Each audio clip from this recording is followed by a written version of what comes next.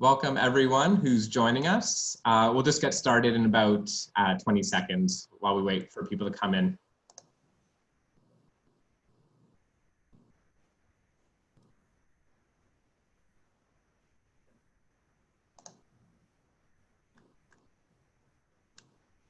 Okay, so I think we're good to get started. So welcome everyone. My name's Kyle. I am the Digital Main Street Program Coordinator for Invest Ottawa. So welcome to today's session. Super happy to introduce Bill McMillan, who is, amongst other things, a business advisor with us at Invest Ottawa. And today he'll be talking about digital tools for operational improvements. So since we're at 11:02, I'll keep it short and sweet. So yeah, Bill, did you want to take it away? Great, thanks, Kyle. Good morning, everybody. Glad you could make it this morning to have a conversation around digital tools for operational improvements. As you are probably aware, this is very specific discussion around businesses that are either service-based or trade-based, and some of the reasons why digital solutions can work well in your business and the steps to go through it. So just to give you an overview of how I'm going to share this information today is I'm going to take about a half an hour or 40 minutes to run through the steps and the slides that I prepared and talk about my experience of having been through this several times. And share that with you, and then at the end we're gonna have a lot of time for questions and answers. Kyle's going to manage that in the background, so if there's any chat in the background or or questions, Kyle will manage that, and we'll address everything in the end. And by all means, I don't want to jump ahead too far, but you know, as this carries on afterwards, we can always follow up with communications as well. So I'm going to start here today with the next slide. There we go. So a little introduction of Invest Ottawa. I know some of you are well aware of who Invest Ottawa is, but for those who are new to an Invest Ottawa event and what we do, I just wanted to share that we are an organization that is very focused on all businesses in the Ottawa area. It's about helping businesses achieve their full potential, being part of the city and having several funding resources from the either municipal, federal, or provincial governments and then private organizations. There's a team of very knowledgeable and experienced advisors like myself and resources available to all businesses. This is one of the ways that we reach out to people to share information and help take the time to answer some questions and maybe give some guidance to business owners that are either in the startup phase or in existing and looking to take the next steps in their strategies of growth. Myself, I am a local guy. I've been in the Ottawa area most of my life. I've had the opportunity to work across Canada in different organizations, mainly focused in equipment, heavy equipment, large equipment operations that dealt with sales, service, and parts. I had the opportunity to work in many sectors because of that, and have been the guy that started off as a technician working on equipment and fixing it to working my way through the organizations that I had the opportunities to work with, to touch a lot of aspects of customer facing, departmental and branch management, business development and growth, all the way to executive management, and working within those companies to help those growth strategies move forward. So my experience really is in a background of a lot of service and trade-based organizations. And that's why I wanted to share this today is the experience that I've had when it comes to software selection and all the digital solutions that can be out there that will help your business, to grow. So some of the points that I want to bring up today are around I call it the problems that we want to use software to help us with. digital solutions are great in helping with a lot of different operational struggles that we may have that you need to deal with. In operations, we typically have three things: we have people, we have processes, and we have tools. The people in the organizations provide excuse me, provide the critical thinking necessary to complete those tasks. And then the processes provide those people and the understanding of the logical and efficient flow of the resources and completing the tasks at hand. Then the other part of that is the tools that help us to complete those difficult and redundant tasks as efficiently and accurately as possible. We're talking about tools here in a digital aspect of it, in that they are great at taking over redundant and repetitive tasks efficiently and effectively to accurately transfer information and continue that process in a meaningful way. So operationally, they can really help move a lot of those processes along and help those people be more efficient.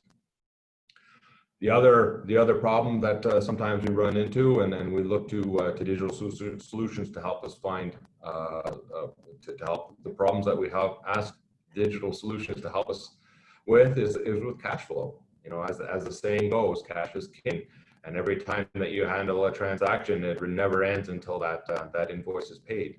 So, the opportunity to take some of these manual transactions to a digital transfer of information can really speed up the flow of information to make sure that everything is handled efficiently to the people performing the work, and then back to perhaps the office or the administrator to make sure that ultimately it can be invoiced and collected in a quick and efficient manner. Because if not, then it's incomplete work or delayed completion with missed invoices, and they all affect your cash flow. The third problem that we can look to solve is that customer experience. Having the right information at the right time. We all know that our customers are our biggest priority when it comes to this. They are the reason that we're in business, and we're there to support them to get their solutions correct, get their solutions right the first time. So making sure that we do that well is so crucial and critical to making sure that we have repeat customers and maintaining that strong connection with them to continue our business growth, and it's integral. And in reality, having a positive customer experience is probably one of the lowest ways of acquiring new customers, because you're getting a referral. So that customer who's happy with the work that you've done will pass that on, and it is by far the cheapest way to do that than paying for AdWords or billboards or whatever it may be, radio ads, to reach out to customers. And finally, the margins of our business. Human resources are typically an expensive resource, and we need to use that resource effectively and efficiently. I usually break it down into two groups: revenue generating staff and non-revenue generating staff. So we want to look at it that way. Whenever you think of a technician, you want to use their talents to their best ability. They've got to be focused on troubleshooting and repairing, not entering customer equipment or details or part numbers. A lot of that stuff, digital solutions can help us find that information, transfer that information, and keep it at the forefront when necessary.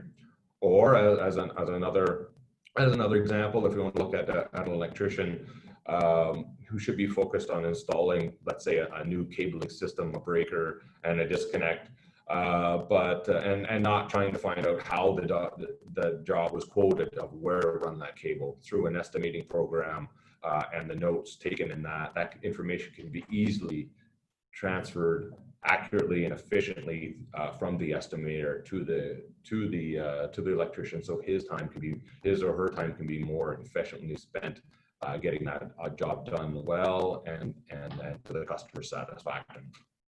On the other side of that, what I call non-revenue generating staff. So we have support teams to all of these people that are helping us to make sure that projects are running as smooth as possible.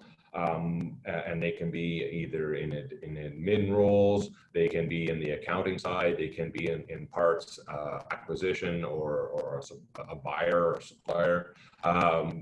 So the important part there is that those humans are there to solve the complex problems we need to solve on a daily basis to keep our revenue generating staff moving forward.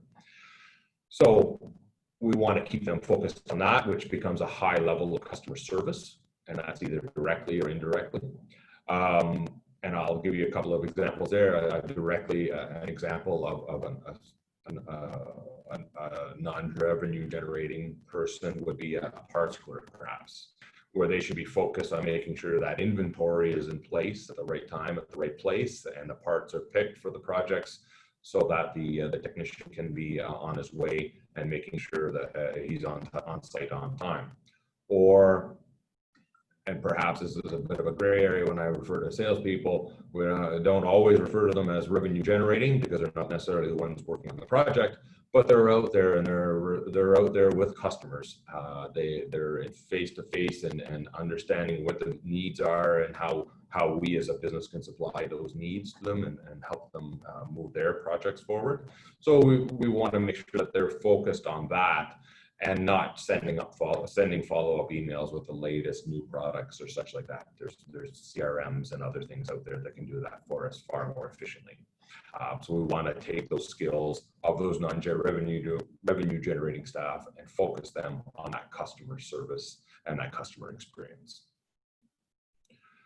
So now that we've talked about a bit of the problems that definitely a lot of businesses face over their growth, let's talk about some of the digital solutions that are out there. And I'm just using a couple of examples. I'm not here to talk today specifically about any in particular software. I'm talking about solutions as a whole. I may give some examples from my experience of some of these softwares, but we're looking at solutions that can provide us with that's taking over a scheduling task, whether it be managing a fleet of technicians on the road or a fleet of tow trucks.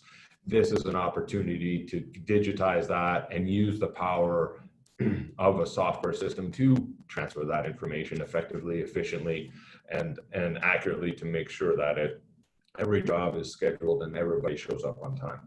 A CRM, which is all about a client relationship. It is about making sure that you know who your clients are, what their preferences are, how they prefer to be contacted, when to follow up, what industry they're in. It's a very useful tool for sales teams and operations together to follow that customer journey as they go through life with your business and in partnership. Project management, of course, there's a lot of great examples out there, and I've worked with companies that use project management software for that traditional building project of putting up a house or taking over a chiller replacement or whatever the case may be, and including marketing agencies that use the same kind of software in a different fashion, but essentially they are all projects. You need to manage what the expectations are and that timeline to meet the customer's expectations and that the right steps happen at the right time. And there's a lot of great software to help you manage that and give you those reminders of when something is due and giving you a great overview as a business owner, an overview of all the projects that you have in place and where your bottlenecks may arise and where attention needs to be given. Accounting, probably the most used solution out there right now. Many great opportunities to incorporate things like Sage or QuickBooks or others into your business to help those tasks of invoicing and estimating and managing all the CRA requirements of GST and so on and so forth. probably a well-used tool, but lots of great resources out there that help make those tasks far simpler. And then the other example I like to bring up is around work tickets or BOMs, bill of materials. So that is, where you have a technician, as an example, that is out there doing a job and that their work ticket is digitized. You're not handing pieces of paper around that get lost, or they fall out of the truck, or never make it back to the office, which is a lost invoice. And then a bill of material is another side of that, which makes sure that if you're putting something together and you're building it on site, that you make sure that you have all the components within that. So digitizing that so that it's clear and concise and follows the project all the way through from beginning to end, as in the estimation right down to the invoicing, so nothing is missed. So now that I've given maybe a little overview of some of the problems that you may see in your operations, and some of the solutions, how do you know which one's the right fit? Because there are lots of great opportunities out there, especially with software as a service, to be able to provide or to integrate a software solution into your business for $50, $100, maybe $300 a month. It's very cost effective to use some of these cloud-based online software solutions, but how do you make sure that it's the right fit and that you're going to get the maximum benefit out of it, and that you take that to the next step? So as a business owner, you probably have some ideas of where your business has some opportunities to grow or find efficiencies. So some of the things that I look at to try and identify where should you focus your options and opportunities is to prioritize first and foremost what will have the most impact. Knowing where those opportunities are to streamline a process and get a maximum return on an investment is incredible. Understanding where your workflow goes from point A to point B, and look at where those bottlenecks may be, or where those opportunities are to maximize the time of the team that you have to get work done. So maybe to manage more projects, or to schedule more people, or for technicians to be able to do more projects in a day, to take on more service calls in a day. So prioritize where you think those opportunities are in your business based on your knowledge.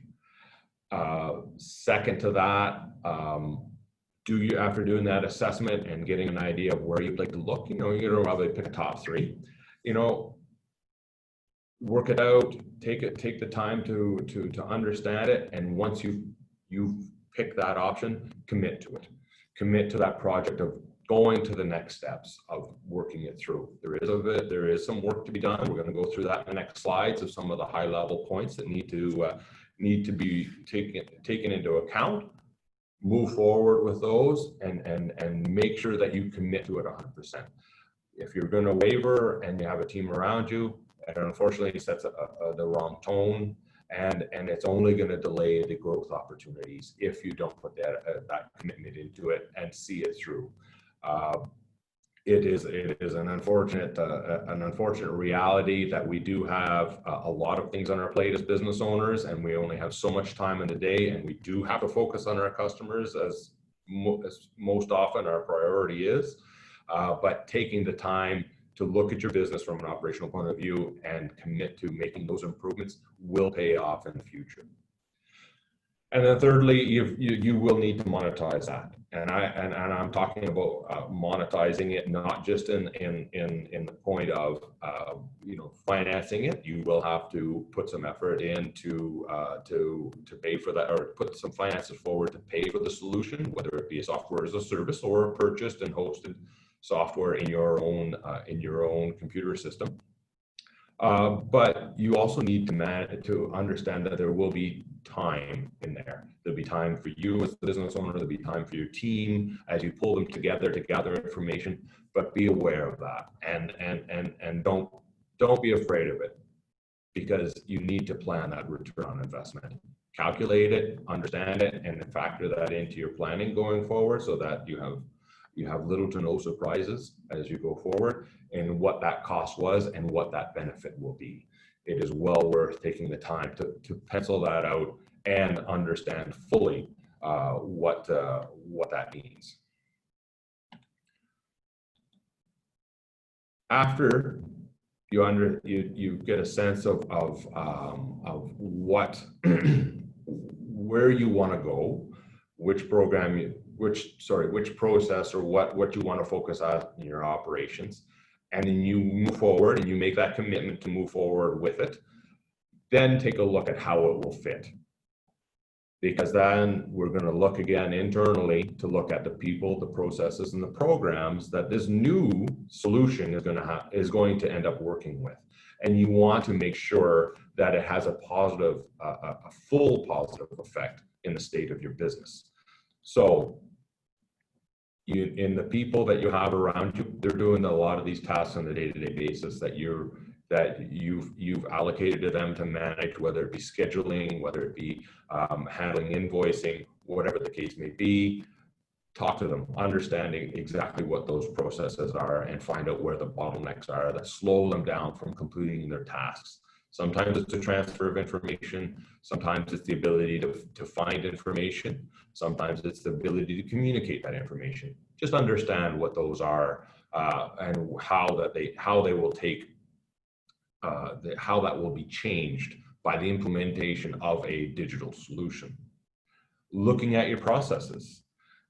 Every process is, or a workflow is the other term you're going to hear me use a lot here, is what does that look like? Workflows are very important to go through. I'm going to talk about that in depth coming up here shortly, but it is important to understand what those processes are to move everything along the way and what information is being transferred along the way. That is an easy win, is whenever you have a process, a flow of information that can be digitized. Computers are great at that. They can really move that information efficiently. And whenever you have that ability of a digital solution to send that to a mobile workforce efficiently, you can reap a lot of benefits from that in a very short order. And then the other programs, the other things that you already have in existing. It could be your email program, it could be Gmail, it could be Outlook, it could be an existing software solution like QuickBooks. You want to be aware of how they are going to incorporate and what are those benefits you can achieve by having a great communication between them. And it's not always easy to get them to communicate. Just be aware of that up front. We'd like to think that everything digital should be able to talk very simply to one another, and the reality is they don't always. So it's something to be aware of and to do that homework. As we talk about how will this fit into your business, do that homework to understand what those issues may be and what are those where you will need to find solutions. So we've got a sense of where the issues, where we would like to go and what we would like to look at for a digital solution to help our business. We're committed to it. We have a good understanding of how we think it's going to fit. Now's the time to put the effort in to actually map that. And that's where we get into workflows. Mapping and workflows are a standard set of shapes that you see in the screen here. Hopefully it's large enough for everybody to see well enough to understand that there's a known set of shapes that mean different things like decisions, actions, and then a color coding that identifies who is doing what or what is doing what, like a software in the purple there. Mapping out your processes from the point that a customer calls in on every step and every person that touches that interaction and every decision that has to happen in there, taking the time to map that out from the time the customer calls to the time the invoice is paid is critical whenever you decide to move forward in a specific digital project to implement a digital solution into your business. And the reason is that you're looking for opportunities to use that software to enhance the client experience through better communication, to improve your business operations from an efficiency point of view. So understanding what is happening is key at this point.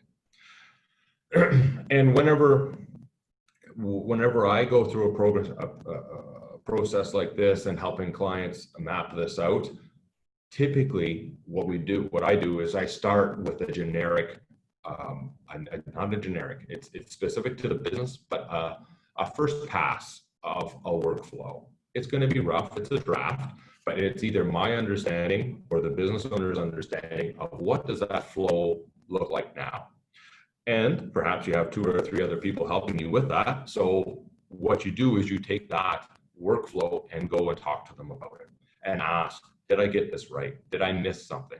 Is there another step in here I don't know about? And work through it and seek to understand exactly what steps, because a lot of times, especially in organizations with multiple people handling processes when it comes to coordination, there can be unknown steps that happen in the background. They're called workarounds, and you may not know about them.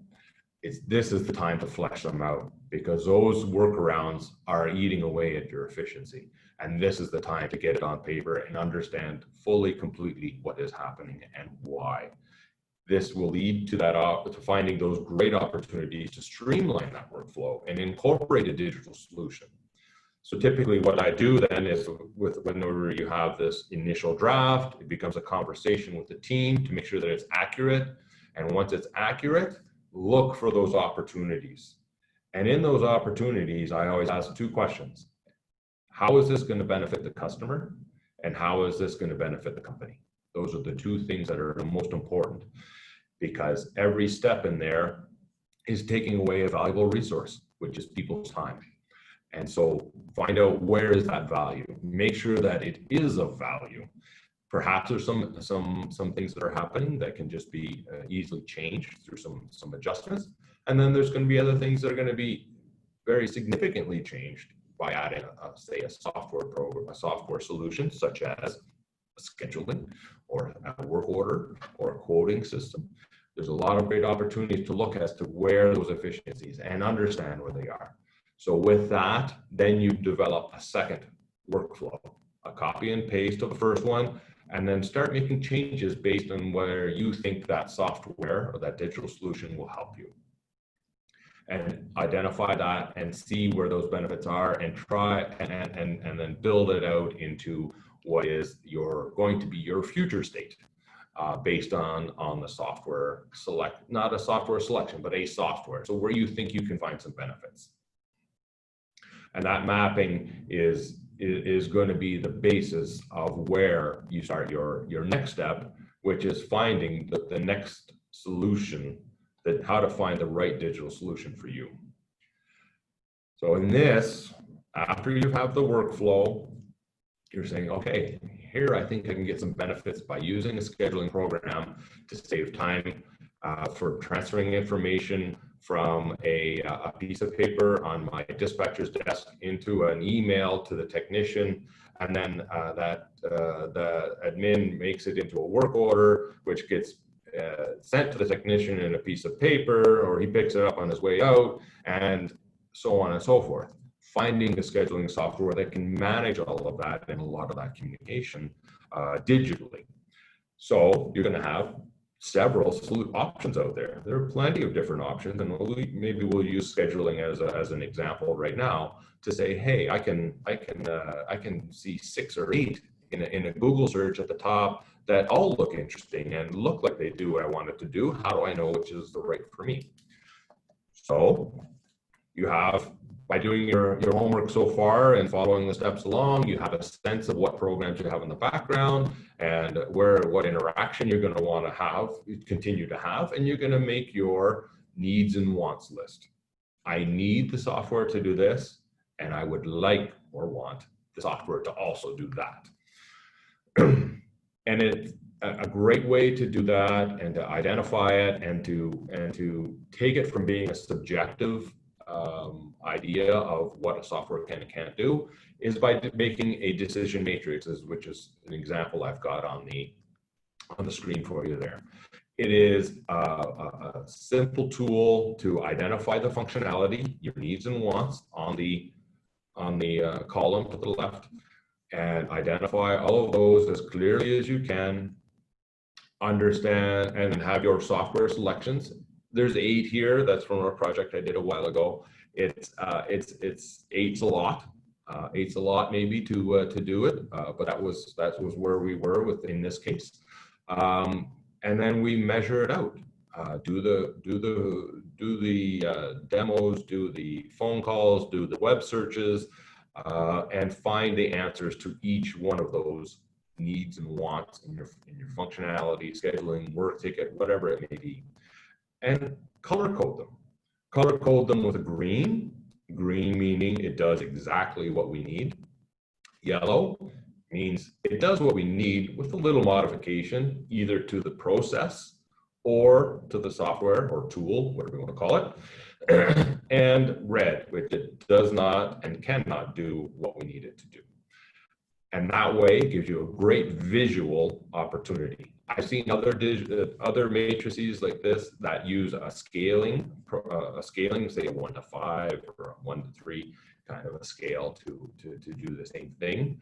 I find the color coding is typically sufficient, and with some notes, as you can see in there, if there's a yellow or a red, or even I guess in the greens, some details around it, so that you can, as you're having the conversation in the next steps of making your decision, and you have your team around you, you can have that, you can share that information with everybody.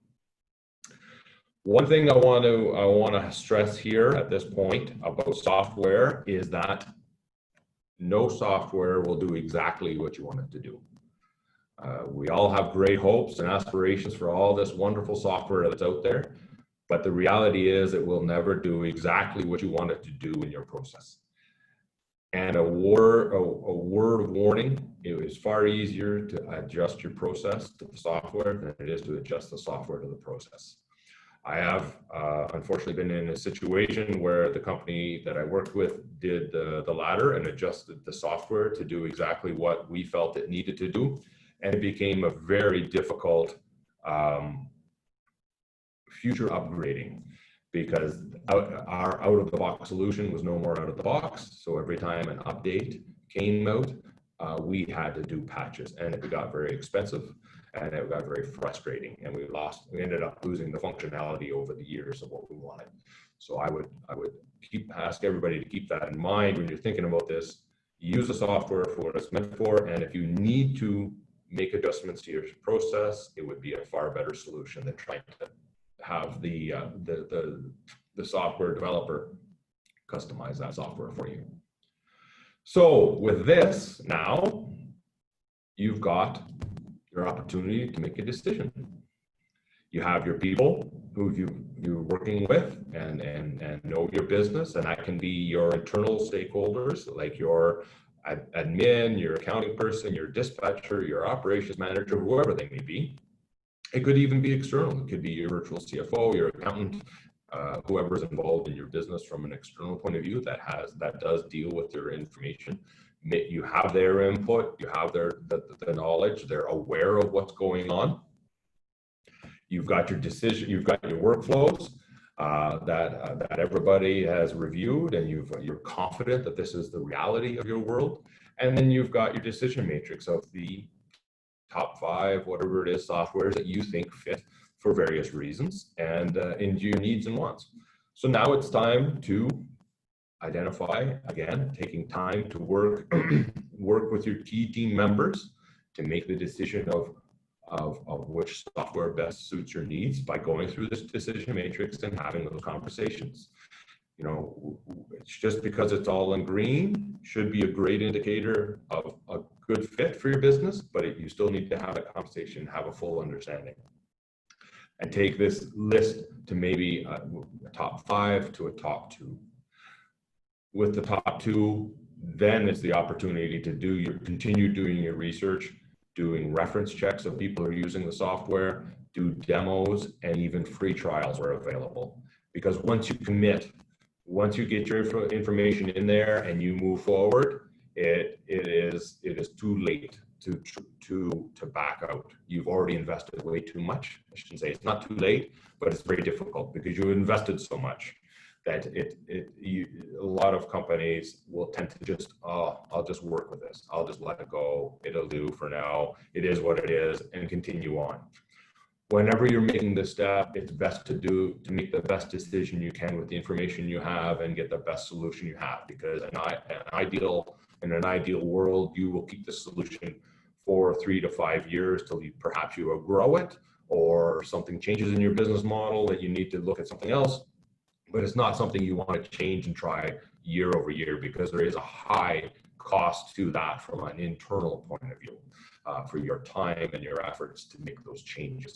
So doing the research now and understanding what it can do to its fullest, making sure those demos work for you, your team's on board, it'll really help support the right decision and the business growth that you're hoping for, or the efficiencies that you're looking for to come to light and be a reality.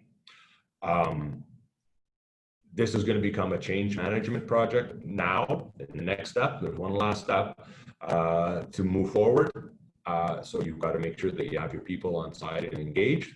And as we should always do is listen to our gut as we go through that, and what people are telling you and what you're seeing and the research that you're doing. Listen to your gut about what fits for your business and where you're going to see those benefits, and couple that with all of the great data you've pulled together in this data gathering exercise up at the beginning, to make sure that you make that right decision. Because yes, the next step is the implementation, and then this is really all about all the people that are using that data, that are in front of your customers, that are your customers perhaps, because a lot of the software can communicate with customers for great reasons. It can be really valuable that way. So now you're making sure that your team is fully aware of what your plan is, what your expectations are, what your ROI is that you expect to receive out of this. And you want to make sure that there's none. You'll never get zero surprises. There are always things that come up in this, but you want to make sure they're minimized, so that you have a best understanding you can going into this of how this is going to work and how it's going to get implemented. Do a staged implementation. Don't just download your information and go for it and just disseminate it. Do it in stages. Get your information and input it. Do some dry runs in the background without any technicians, without any admins, without anybody having to touch it. Just work it and get a feel for it to understand where some of those bottlenecks are. You will find that there will be little hurdles to get over it, and you will get over them. You just have to work at it and get through it, either by making some minor adjustments to how maybe it's displayed on the screen, the software, or how it interacts, or what information it shares, or to what the process may be as you work through the workflow. Again, you're in that first stage, you're not bringing everybody in. You're doing this yourself to kind of get a feel for where it's going to go and how it's going to look in the stage 2, which is where you try a few examples with a few key personnel in there who are integral to the process, and make sure that it flows through. And then ultimately in that third stage, where you're going to roll it out as the new way, the new process, the new workflow that you've designed, which is going to give you that efficiency that you're looking for, or that operational excellence, or whatever it is that it's going to give you for your business. And then you're going to need to make some more adjustments in there to make sure that it works for you, but don't compromise. Don't compromise on what it does for you or doesn't do for you. Make sure that you're getting the best out of it, and that the interactions and integrations with your other software, your processes, and your people are solid. And you will start to see those trends. It will take a few months, I dare say, from that initiation stage of selecting your software and doing the stage 1 to the end of stage 3 would be 2 to 3 months, depending on how fast your team can assimilate into the new workflow. But it will come, and it will be tough. There will be some times there where you're trying to understand why you went down this road, but make sure that you work through it and take the time to find those solutions. There are always solutions to be found. Again, don't be afraid to change the process a little bit, and to use that software to its fullest, because that is the reality of my experience firsthand of doing a lot of reference checks for software solutions for my clients. Is whenever I talk to people who have been using software for 2, 3, 5 years, I'm asking them about functionality, and they're asking me, I didn't know it, or they would tell me, I didn't know I could do that, or I didn't know I could do that.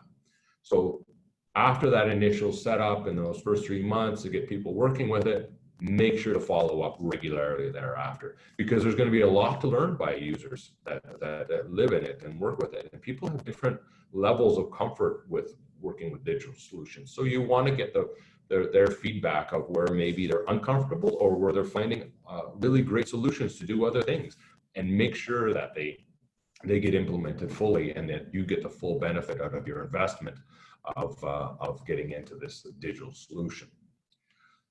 So ultimately, that is the big part of what the overview that I wanted to give everybody. I know it's fairly fast. I'm actually going over time here a little bit.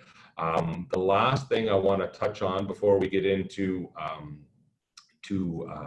questions and answers, and is that we at Invest Ottawa have an opportunity here through the Digital Main Street program to help businesses that are looking for digital solutions to their business, to help implement that, to help give them advisors, to help them through all of these stages,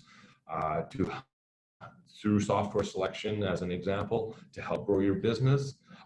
We have business advisors, digital experts, and squads that are just ready to get onto these projects. There's a lot of great funding available for this, from the different federal, provincial, municipal, and private sector organizations that are involved.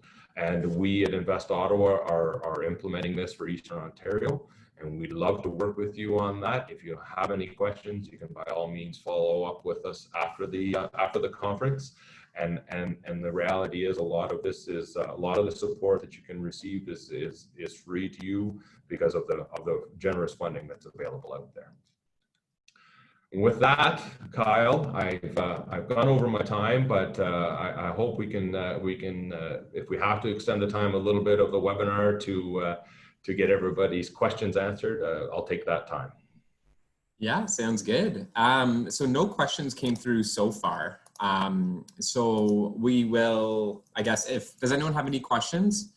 You could either put it in the chat or use the Q&A function. So we can maybe give it a little bit, but yeah, thanks for walking through all of that, Bill. Very useful information. Hopefully everyone took something away from it. Still not seeing any questions pop up. Hopefully we'll get some. I guess while we wait. So for those of you who are on the call, so if you are in the trades industry, a couple of the services that we offer that Bill leads for us. So we will be hosting what we're calling roundtables. So we don't have a date set yet, but we could follow up once they are set up. So we'll likely maybe mid-September have a session called digital, I forget what we're calling it, digital trades roundtables or something or other. So basically bringing folks in the different trade industries to chat with Bill and then just kind of talk about any hurdles that you might have been facing during COVID, how to implement certain digital tools, how to pivot your business, and any discussions along those lines. If you want to meet one-on-one with Bill, he's actually an advisor with us at Invest Ottawa. So if you complete our service request form, you can actually meet with Bill one-on-one.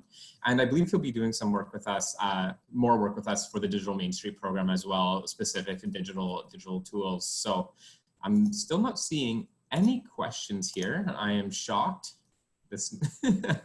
You covered everything, Bill. Either I covered it really well or I've got everybody really confused, one of the two. Yeah. Yeah, well, I guess we could end it here. And yeah, well, thank you so much, Bill. And like I mentioned, for those on the call, we could follow up with the Trades Roundtable once we have a date and information on how to access our services. So virtual round of applause for Bill McMillan. And I guess one question, Bill, are you comfortable with sharing your slide deck? Of course, yes, Yeah. I built it to be shareable. So by all means, I'll get that to you, Kyle, and you can, I guess you send it out to everybody who's attended. Yeah, flip it my way. I'll turn it into a PDF and then I can circulate to those who are on the call. And yeah, your information's there as well, so people can reach out to you if they're just being a bit shy today. Very good. Perfect. Thank you, everybody. Thank you so much, Bill, and thank you for everyone for joining us today. Hope you had a few great takeaways. Take care. Bye-bye. Bye.